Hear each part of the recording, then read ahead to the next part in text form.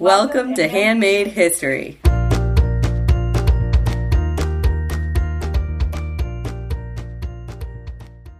Hello and welcome to the show. I'm Alicia. And I'm Sonia.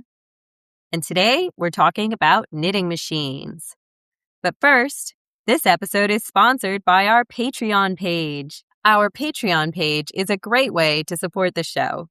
For our free members and anyone who wants to check us out, we have a blog post for each episode with pictures, videos, and links to learn more, starting with Season 2.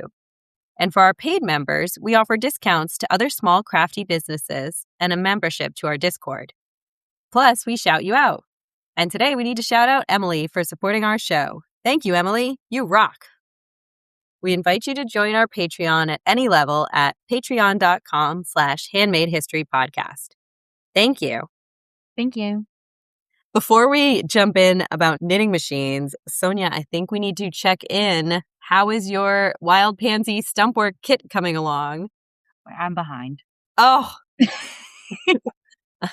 What step are you on? I'm still finishing the petals, the first petals. The petals do take a long time. Yeah. It will go really quickly for you once you get through those. Okay. I find that the thread painting is getting, with the different colors, I'm getting better at it, and that's been fun. Yes, I like the different colors too because it has more lines, so it's a little easier, I think, to tell where to put your stitches. I also really enjoyed doing leaf stitch, which I've never done before. Oh. You get to do that on the background. Yeah. I haven't done that either. Yeah, it's pretty fun. Yeah. Yeah, I had a really good time. I put mine all together. I finished mine. Wow. I put it all together and it was very satisfying and it came out so cute. It really does look like a pansy. I'm very excited. Yeah. Because I was like, I've never done this before. I feel like mine's not going to, you never know. But it's starting to the petals look like petals. Yeah. Wow. I had never done like half of these stitches, maybe more than half. And it looks really good. The instructions are really good. They're very helpful. Yeah, Melissa did a really great job. Her kits are really fantastic. So in case you don't know what we're talking about, we have been doing a stitch work with Melissa Galbraith of M Creative J. She created a pattern called the Wild Pansy Stumpwork Stitch Along.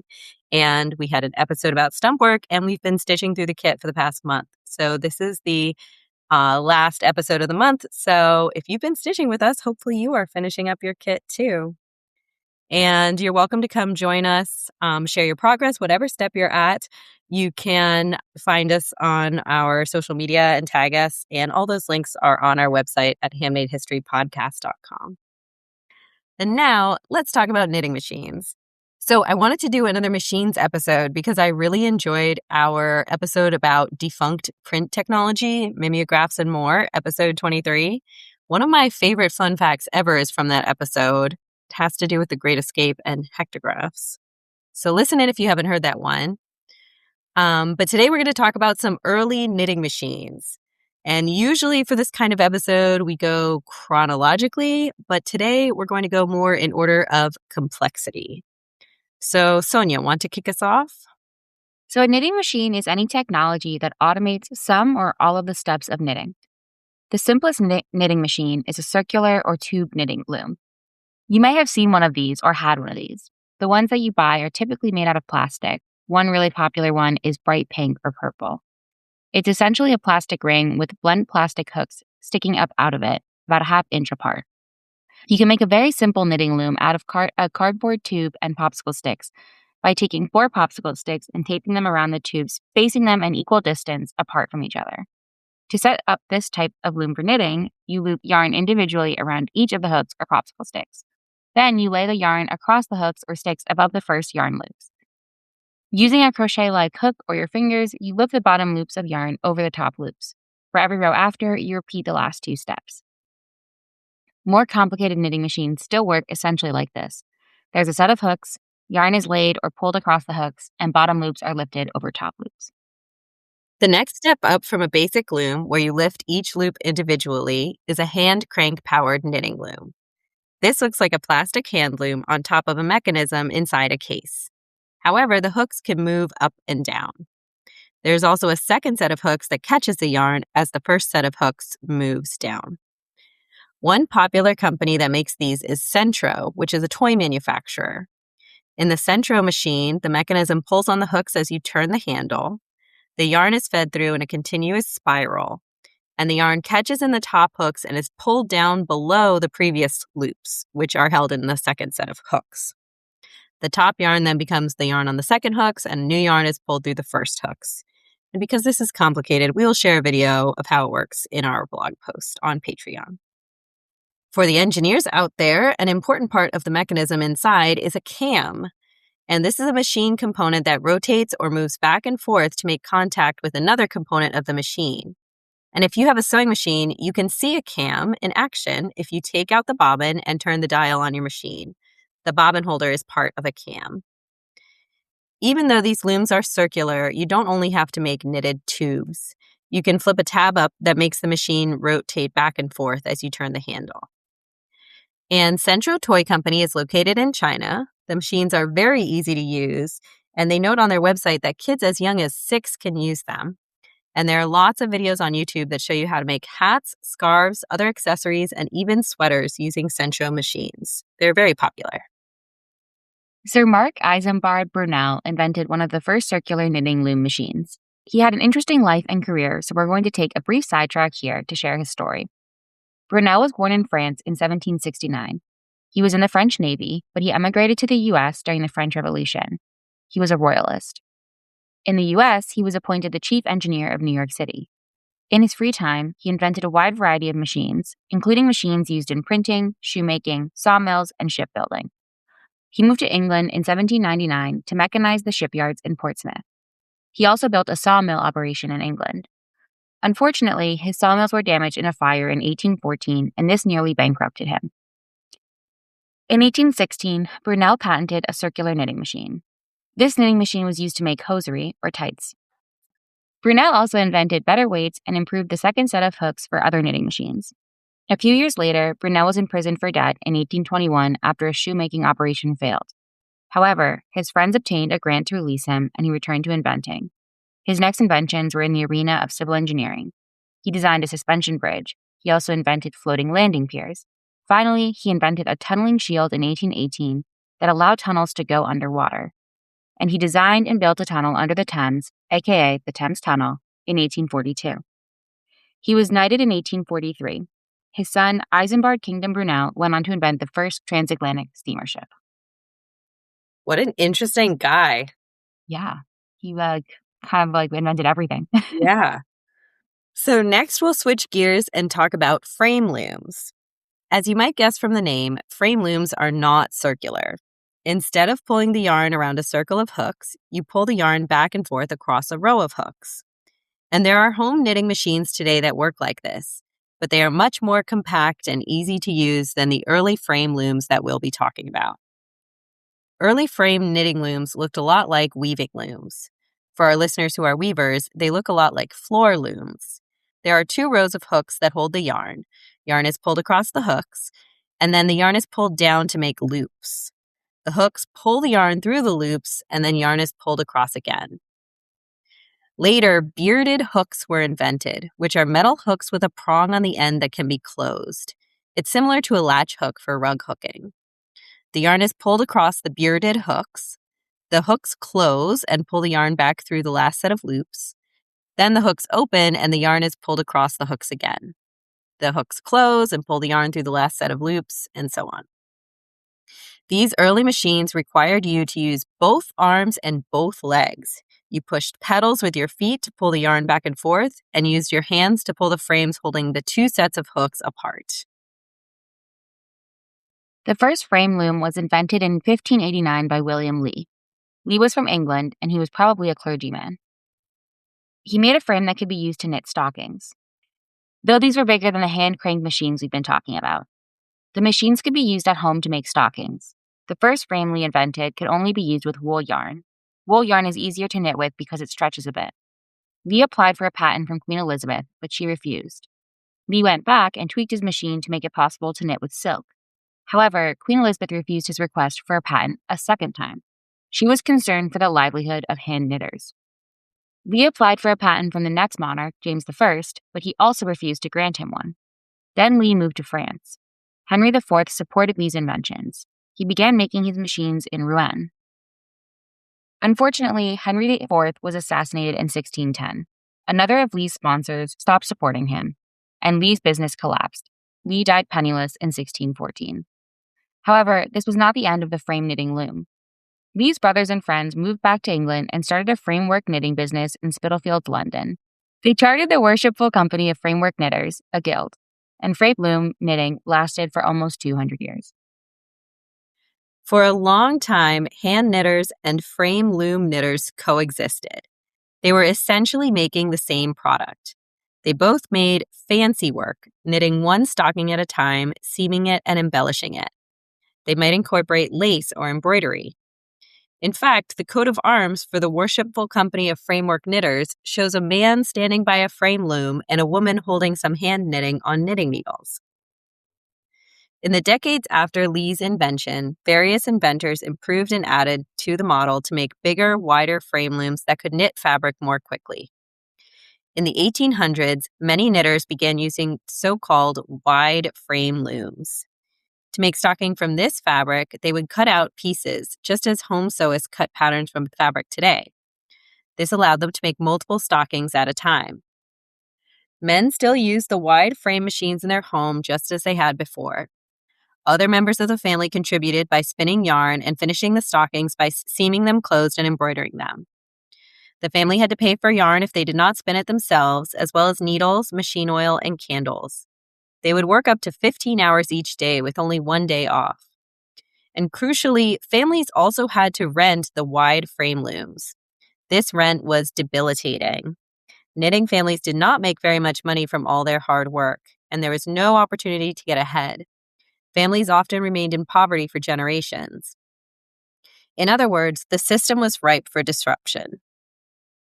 Stockings made from wider frames were called cut-ups. Cut-ups became popular, and the demand for fancy work went down.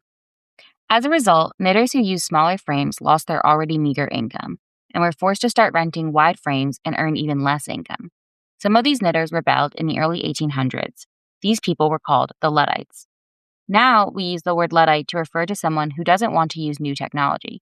Many people assume the origin of this word was of hand knitters smashing knitting machines, but it was actually small frame loom knitters smashing wide frame looms. The Luddites destroyed the looms that were ruining their lives at night. They wore masks and had an imaginary leader they called King Lud. The rebellions began in Nottinghamshire and spread to other parts of England. They were not violent towards people, however, the government executed many of them. Eventually, through a combination of government suppression and improved livelihoods, the Luddites disappeared. Now we'll move on and talk about Jacquard looms. Jacquard looms are weaving looms that allow you to weave patterns into your fabric. They are typically used to make fabrics like brocade and damask, but they're also used to make patterned knit fabric. Joseph-Marie Jacquard invented the Jacquard loom in 1804 and 1805 in France. It was based on an earlier loom invented by Jacques de Vaucanson. Vaucanson was an inventor who specialized in automatons. For example, he invented a mechanical duck. He worked as a silk manufacturing inspector in 1741, and he developed improvements and automated parts of the silk knitting machine after that. His invention used perforated or punched cards to guide the hooks holding the thread or yarn and hold them back or move them forward to make different patterns. Vaucanson gathered up many of his inventions and those of other people and put them together to create the Conservatory of Arts and Trades in Paris in 1794, kind of like a museum of inventions. And other people could come and learn about the inventions. This is how Jacquard found out about Vaucanson's loom. Jacquard looms have an interesting connection to the first computers. Jacquard improved on Vaucanson's punch card technique to make designs. A British mathematician named Charles Babbage borrowed Jacquard's technique when he designed the analytical engine, a very early computer which could take instructions and store information. Babbage proposed using punch cards to give instructions for arithmetic operations. Ada Lovelace, another British mathematician, read Babbage's paper and wrote out the first computer program which computed Bernoulli numbers. A few fun facts about Bernoulli numbers. They are important in number theory and analysis. They are a sequence of rational numbers. You calculate them using a function that includes e and exponents, and you may remember that e is an irrational number. Lovelace wrote that, quote, the analytical engine weaves algebraic patterns just as the Jacquard loom weaves flowers and leaves. Punch cards became an important part of computer programming for many years, and our parents programmed with punch cards. It's a true story. In the modern era, there are many different kinds of powerful, capable, fast knitting machines. According to the Encyclopedia Britannica, using different colors, stitches, and components, quote, almost unlimited variety is possible. And one important manufacturer of modern computerized knitting machines is Shima Seiki. Shima Seiki is a Japanese company. It was founded by Masahiro Shima, and Shima was born in Wakayama City in 1937. According to the Shima Seiki website, he invented numerous things as a child, including a thermal insulating lunchbox made by folding aluminum plates, car headlights that move in the same direction as the steering wheel, a lever to move the power generation lamp of a bicycle with one touch, and a hard-to-loosen bolt.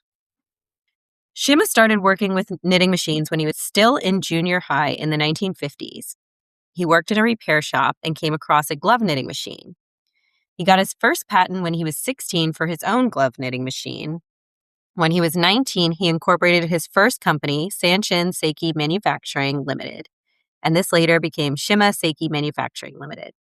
Shima found a way to machine knit seamless gloves in 1964. His square fingertip tight machine knit gloves are an artifact of mechanical engineering heritage, which is an honor given by the Japan Society of Mechanical Engineers. In 1967, Shima created the first fully automatic glove knitting machine for this type of glove. His company was about to go bankrupt, and he invented this machine in 1 week without sleeping. And Shima and his company also invented a fully automated collar knitting machine. Later, they created a flat knitting machine. This is what they are known for today. In 1978, Shima Seiki created their first computerized flat knitting machine, which promised to, quote, double performance at half the price. The next year, they obtained a piece of computer technology called a graphics board from NASA. This allowed them to develop computer software. In 1981, they released the Shimatronic Design System, also known as SDS-1000. This is a program that tells the machine how to knit. This is a full circle moment. Babbage and Lovelace borrowed knitting machinery to program the first computers. Masahiro Shima and his company used computer technology to program knitting machines. Shima Seiki has gone on to develop technology in other fields beyond knitting, as well as lots of other knitting machine technology. In 2008, they opened a knit museum, the Fusion Museum in Wakayama, Japan. You can pedal a bicycle-powered knitting machine there and knit a sweater. And of course, there are numerous other knitting machines, including 3D knitting machines, but that is a brief introduction to some early and interesting knitting machines and inventors. Sonia, what do you think? No, that was great. I kind of love seeing the evolution of, we talked about so many different, like we talked about the mill towns and everything. Mm-hmm. And that was cool. Went on a real deep dive about Luddites after prepping for this. I just never knew the origin of the word, so. I remember learning that it wasn't what people think it is, but I had forgotten that it was what this is, which is just small frame loom knitters versus big looms. Mm-hmm. And I also didn't realize that, like, the knitting was, like, a whole family, like, endeavor. Like, yes. I was involved in that. Yes. And I think it was pretty not lucrative before the wide frame looms, but that really pushed it over the edge. So it was the same with the sewing machines where they had to rent these big sewing machines. Yeah, I thought the same thought. Yeah. I also wondered if there was, because so many people contributed to the knitting loom, I wondered if there was another patent thicket, but I did not come across anything talking about that. So that was interesting too when the monarchs would just deny a patent. Yeah, that's probably why there wasn't a patent thicket, because people would just deny them. Yeah, the kings and queens. And the French show reminded me also just like another little mini World's Fair. Yes. Oh my gosh, you were so right. A lot of World's Fair, Queens. Wrong Henry. No Henry VIII this time. Yeah. Oh, should we add the Fusion Museum in Wakayama, Japan to our road trip around the world? Okay. And history around the world. We start in Boston, and then we go to, we can go to London for the V&A. Yeah. And then next stop, Japan. Yeah, perfect. Sounds great. Well, thank you so much for listening. A special thank you to our patrons on Patreon. We invite you to join our Patreon at any level and support our show at patreon.com/handmadehistorypodcast. If you have a question or a comment or an idea for a future episode, you can email us at handmadehistoryhosts@gmail.com or visit our website at handmadehistorypodcast.com. And thank you also to everyone who has participated in the Wild Pansy Stumpwork Stitch Along with us and with M Creative J. It has been so fun, and we hope you had a great time and learned something new. Thanks. Bye. Bye.